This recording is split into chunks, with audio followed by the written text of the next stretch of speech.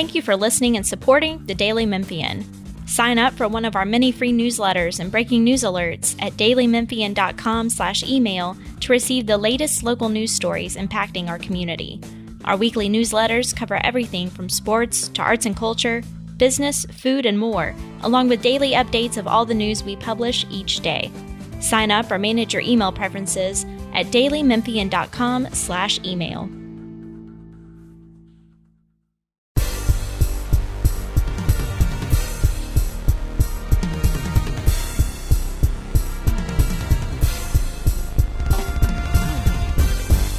Welcome to the latest edition of the Daily Memphian's Tigers podcast. I'm the basketball beat writer Steven Johnson, joined by my guy Frank Bonner as always. Another big week of sports here in Memphis. The Tigers football team coming off yet another disappointing loss. I know we kind of sold y'all a dream about how they were about to turn the season around last week, but now they kind of find themselves in another precarious position.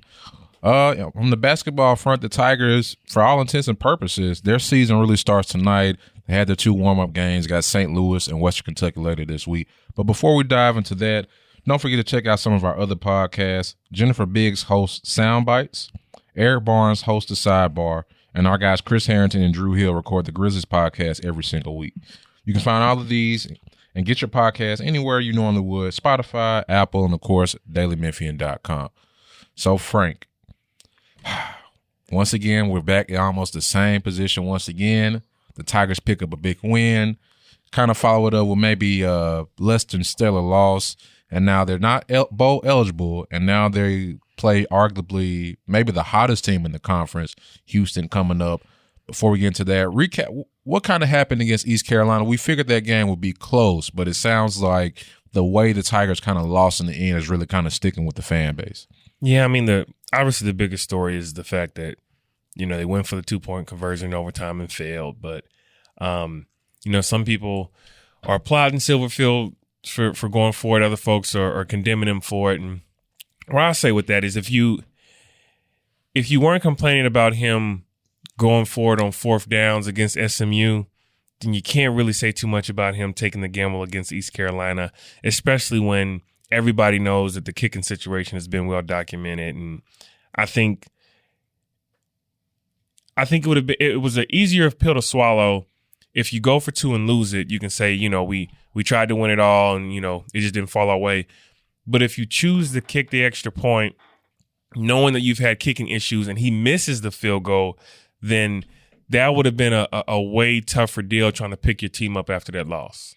I think I mostly agree with that. I'll never really fault somebody for going for the win, especially in overtime. When I'm playing Madden, I go for the win in overtime, just so y'all know, or at the end of the game. But I think, what did you think about the play call itself? Because I saw a lot of chatter about that. I think they rolled Hennigan out to his left, kind of cut off half of the field. What did you think about the execution more so than just the decision?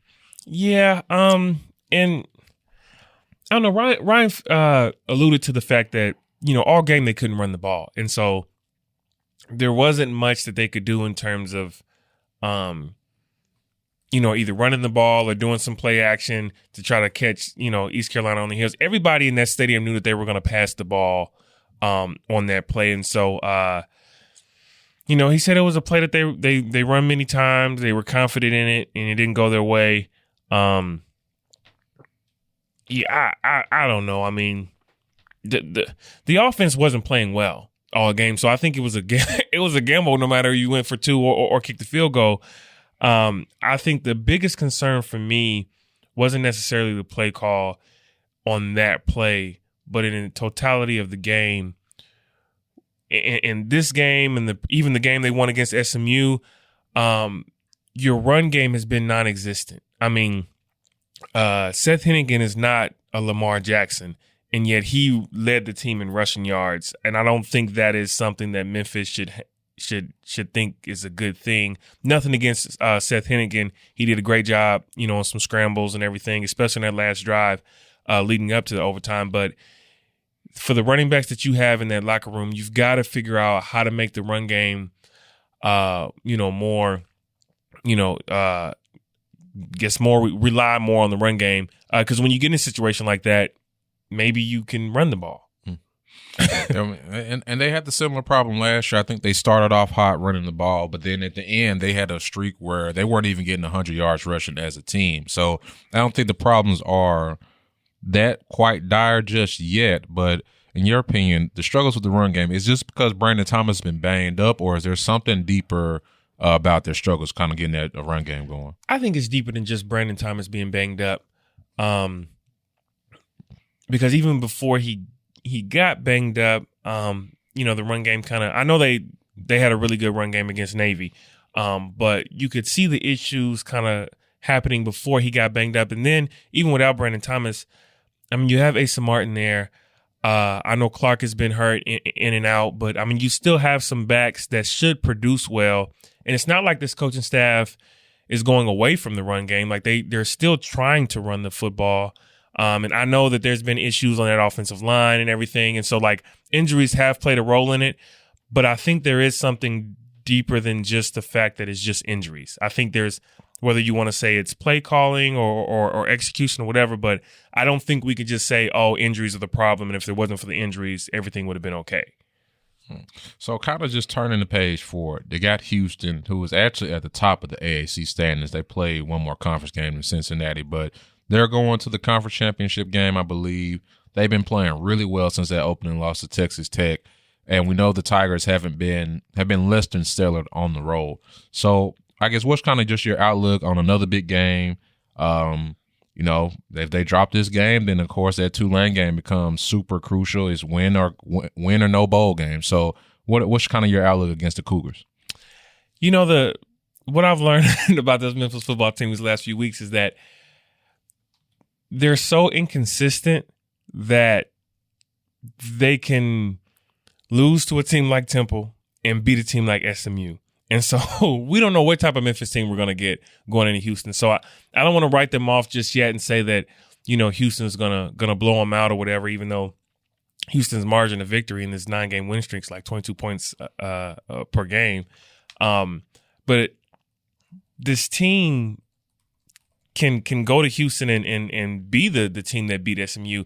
The only issue I have, or I guess the only concern, is the health of Calvin Austin. Because without Calvin Austin at his, somewhat healthy self, it's going to be tough for this offense to get anything going. And so I think that's going to be the biggest factor in their ability to win this game, is how effective can Austin be with the injury that he's dealing with.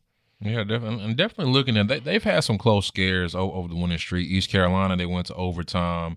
Game against South Florida was probably closer than they thought, and they beat SMU with a walk-off kickoff. So as well as they're playing, they beat Navy by a possession. I don't come in there. I don't see this as quite as what happened, or them as the same caliber as opponent, like when Memphis went to Cincinnati last year and got thrashed. So I think the Tigers have a chance, but what can the offense do if Calvin Austin isn't 100%? I know he plays on and off, but if he's not necessarily available at 100%, what are some ways the offense can maybe find some ways to produce some points against Houston? Well, for one, like we just talked about, you got to get the running game going, because that takes a lot of pressure off your passing. And then, you utilize faces like Eddie Lewis. I mean, Eddie Lewis has come along these last few games. And so if Calvin can't go, you figure Eddie Lewis will get some more touches. Obviously, Sean Dykes is basically another receiver in terms of what he's able to do in the passing game. You want to use him. Javon Ivory's still there, but I think if you can establish the run game early, then, you can use some play action, whatever. Seth Henneken can still scramble at the ability that he did last game. I think that'll help. But I think the run game is your best bet in trying to offset losing Calvin Austin. How do you think I know they gave up 30 points, but how do you think the defense played, and what type of challenge is Houston going to be on offense? I think the defense played pretty solid. I mean, you look at third down conversions; they were horrible on third down. But at the end of the day, the point of the defense is to stop the other team from scoring. No matter how many yards they put up, no matter how many third down conversions they have, and they limited them to 23 points in regulation. Well, if you're a Memphis defense, you figure if you hold a team to 23 points, the offense should play well enough to outscore the other team. And so I think if you look at that defense, obviously you can pinpoint some things they didn't do well, but for the most part, the totality of the game, I think they did well enough to win. I think they were fine. I think these last 3-4 games, the defense has been, pretty good. And going against Houston, I think one of the main things that this defense has been able to do well, and you could argue that the interceptions are partly their fault. That is that defensive line getting pressure on the quarterback the way they have in these last couple of games. And so I think that kind of opens things up for this defense to make some plays if you can keep the quarterback on their toes, get some tackle for losses, get teams behind the chains. And so I think that's what you want to do against this Houston offense, is to try to get them behind the chains early, to where you're looking at some 3rd and longs and so on, and that'll help you get off the field. Absolutely. So I guess overall, I know this is your first year covering Silverfield. I did last year. We know the fan base is getting, and I don't know if that's just a product of like social media where people just don't really have a lot of patience. I guess we're almost done a year or two of Silverfield. I guess what are your biggest takeaways your first year on the beat, what you have seen, and maybe how big next year is going to be for Silverfield in terms of, I don't want to say job security, but just maybe winning back some of the fan base, if that makes sense. Yeah, I think next year is going to be huge. And one of the key takeaways I would take from this year is that I feel like at times we saw the offense have some flair, especially early in the season. But I think kind of just looking back at, I know I wasn't here covering previous games, but it seems like the previous offenses before this year have had a lot more flair than what this offense has. And so I think 100%. Yeah, I think the offense needs to get some of that back. And I think that's kind of what they're lacking this year. But in terms of, I guess, Silverfield's ability to do the job or whatever, since that's the conversation. And I said this earlier in the year, you can't really fully assess, at least I don't like to, until you give him 3 years. Because last year was a strong year. This year, they're struggling a bit. And so this 3rd year is going to be huge for Silverfield in terms of what people think about his ability to do the job. Because if he goes and wins 9 games next year, then what's the conversation? Now, if he has another 6-7 win season next season, then people can be like, hey, what's the deal here over these next 3 years? So I think once he gets through this year, he's got to go into next year and kind of revamp some of the things that went wrong this year. Yeah, and I think for a lot of Memphis fans, regardless of the record, I do think the style is something, all the coaches, the previous coaching staffs, Memphis has been known for this fantastic offense. We know Jeff did the column. He was like, there were games that were like 55-48 and things of that nature. So I think the fans could maybe live with a defense that's less than stellar if you had that high-flying offense, which we haven't really seen just yet.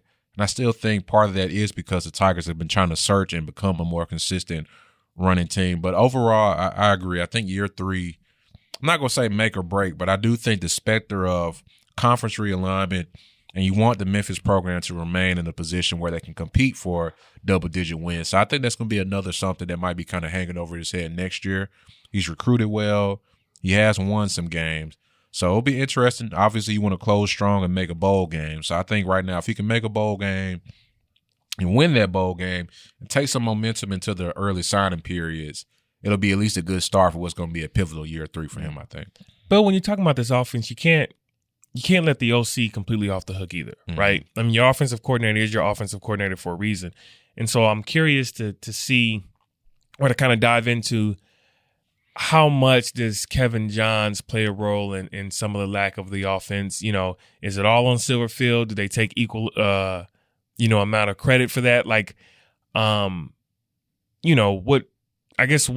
influence does Kevin Johns have on some of the lack of flair of this offense, I should say? I think that's a good question. I think Silverfield's more of one of those coaches is maybe more of a CEO than this. We got some coaches they like to call plays and design the whole offense. I think Silverfield is more of a guy that's going to delegate the duties and let his coaches coach in a sense.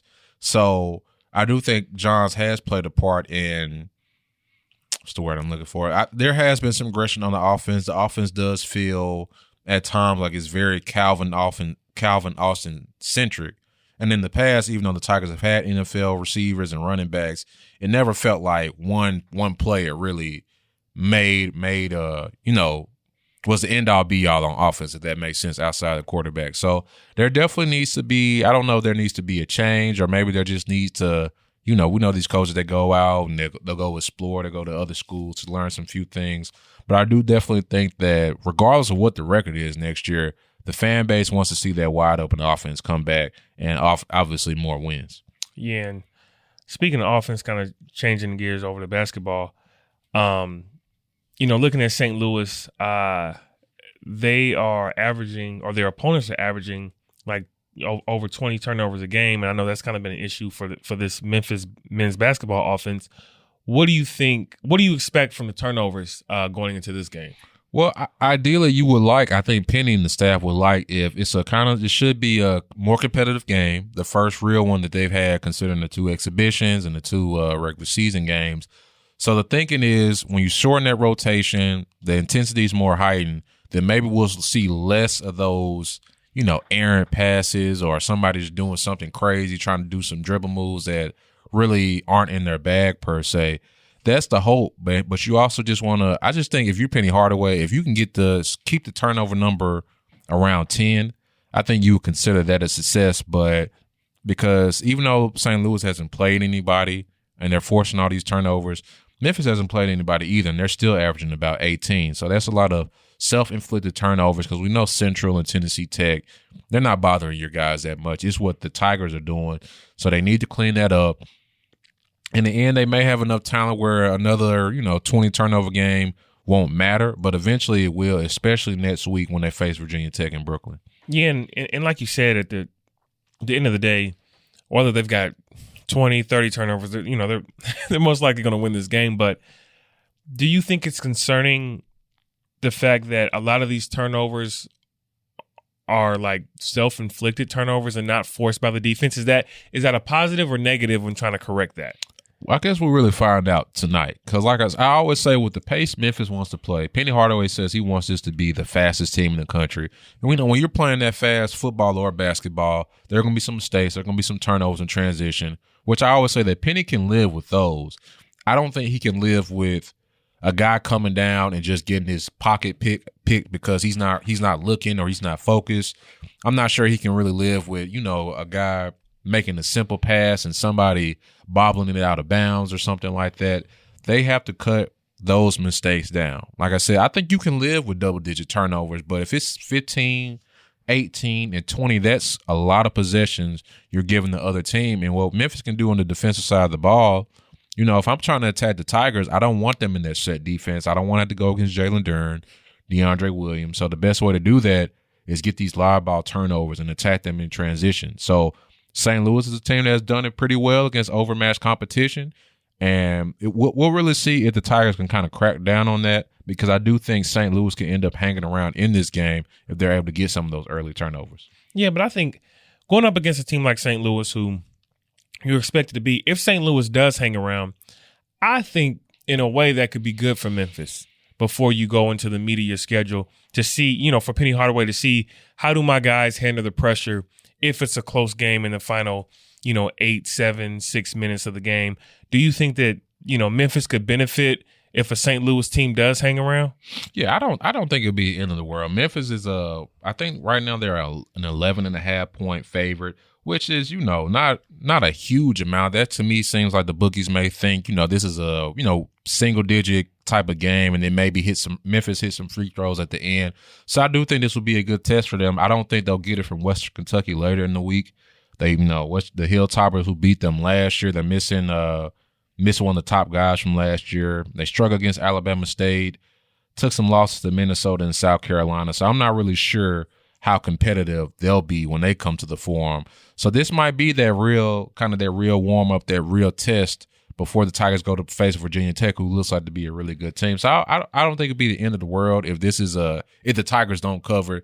As long as you get a win, I do think St. Louis probably be one of the better teams in the Atlantic 10. They're normally a team that always wins about 20 or so games. It's kind of on the bubble for the NIT, the NCAA. So I think this is a good team, and I think it will be a good test. And whether they blow them out or, win a little bit closer game, it'll be a very good learning experience in terms of what Penny Hardaway learns about his team going up against their first real action. Now, real state of competition, I should say. Now, Memphis moved up one spot in the rankings. How many – I guess at what point do you think they'll be able to crack top 10? If they win this, do you think they'll move? Like, where do you think they'll be, after they play Western Kentucky, assuming they win both these games? Yeah, well, Illinois losing last night, I got to imagine that, I know Marquette isn't, they're not chopped liver, but I got to imagine that Memphis, if they handle business this week, then, they should at least, at minimum, slide up to number 10. But if not this week, then they'll definitely, if you go beat Virginia Tech, who, let me check right quick. Virginia Tech is close. Basically, they're number 26 in the country right now. They receive the most votes outside the top 25. So they'll likely be ranked by the time you get to Brooklyn. I know Xavier is also in the mix here, kind of getting some votes. So if you beat those two teams for sure, which I think will be tournament teams at the very least, then there's no question that Memphis will be top 10. So if not next week, after Thanksgiving for sure, that's assuming the Tigers handle their business. Now, obviously, coming into the season, a lot of hype around Amani Bates and Jalen Duren. What's most impressive about those two guys after watching them for a couple of games? Well, Jalen Duren is just his size, his tenacity, and physicality. Like, this guy's supposed to be a senior in high school, but he looks like he has an NBA body already. Like, there won't be a transition period for him in terms of getting used to the physicality at the next level, I believe. He had a double-double last game after not scoring in the first half. And what he brings on defense with his rim protection and how he just alters so many shots, and how the fact that he's comfortable guarding guards on the perimeter. I think Memphis will have another top year as one of the best defensive teams in the country. And I'm not sure they've had a rim protector just like him with his ability to dominate on the perimeter and at the basket. And with Imani, he just makes the game look so easy, man. He was AAC Freshman of the Week. He's been a leading scorer, shot better than 50% from the three-point line. And he's really made some highlight plays, whether it be coming down in transition, hitting behind the back, pulling up over the defender. Last week, he hit a guy with like a quick hesitation and then went and slammed it home. So he's showing glimpses of why he was so highly regarded, and he's already picked up his first regular season accolade. I would not be surprised if tonight is the first night that we see Imani kind of go off and maybe top 20 points or so. And they might need it because, like I said, St. Louis can put up some points as well too. So just overall, the poise, Jalen's tenacity on defense, and just how skilled of a scorer Imani is has really stood out. And what else is, I guess, what's the biggest surprise, if any, from this roster at this point? I guess you can't really. I really couldn't call it a surprise, but Josh Minot is a guy that just continues to pop. I think every time we watch him, whether it was a practice, exhibition, and now even in the regular season, he's going to make like a highlight play, or he's going to have a moment where he just either he slams it home or he's blocking shots off glass. So just how he develops and how quickly, I was thinking he might be a guy that maybe he'll kind of find himself later in the season, but it looks like he's kind of arrived now, and he's really flourishing off the bench, because he's a guy that I think when he's the center focus of the team, he's going to be a guy kind of operating as a big guard, bringing the ball down and things of that nature. But right now, for what the Tigers need, he's playing a lot of the 4, small ball 5. I was curious to see how would he adjust to that, but he's adjusted just fine. He seemed like he's really accepted his role, and it's another reason he's kind of garnered some NBA first-round buzz. And from everything he showed me, he might be one and done. I was thinking he was going to come back for sure and be the man next year, but he might be one and done, especially if he's going to keep doing these putback dunks and all this crazy stuff. NBA team's going to want to take their chance on his potential and his athleticism. Wow. So he's averaging about 15 points a game, at this point. Do you see that changing as we get deeper into the season, or is that, where you think his mark could be? Minutes or points? Minutes. Oh, yeah. I think it will slowly start to go up, because once again, I think tonight is going to be the night where we start seeing that rotation go from 12, 13 to closer to 10, really closer to 9 or 8. So I would say he's a guy that will probably be closer to 20 minutes, if not more, because based off, I know he's not a traditional big man, but based off what we've seen from Chandler Lawson and then Malcolm Dandridge, he's been the best guy to kind of come off and, keep the Tigers flowing if a DeAndre or Jalen needs a rest. So he's going to play a lot. I've been saying that from the jump. I think he's going to be harder and harder as the year goes on to just keep him off the floor because he is very versatile. He seems like he has a high IQ on and off the court. And most importantly, he has no problem with his role, whether he's only getting putbacks or maybe getting stuff in transition. He's not a guy that I think they need to feed the ball to for him to be productive. Well, Tuesday against St. Louis will probably be the toughest test to this point. So we'll see how they handle a team that's forcing a lot amount of turnovers so far. We'll see you guys next week, man. Thank y'all for joining us.